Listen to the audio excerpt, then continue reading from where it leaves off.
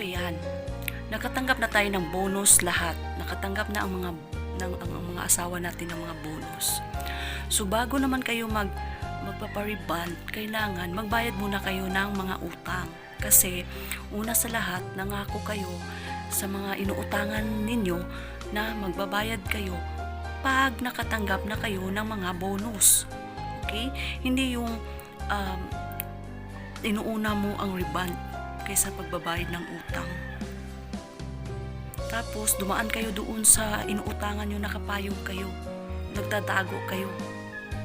Ayun ang inyong ipapakita dahil yung buhok nyo straight na pala. Pag sure jud sa mga desisyon sa inyong mga kinabuhi, kailangan bago kayo magpapariband, magbayad muna kayo ng utang. Kasi ang inuutangan ninyo ay umaasa sa mga bonus.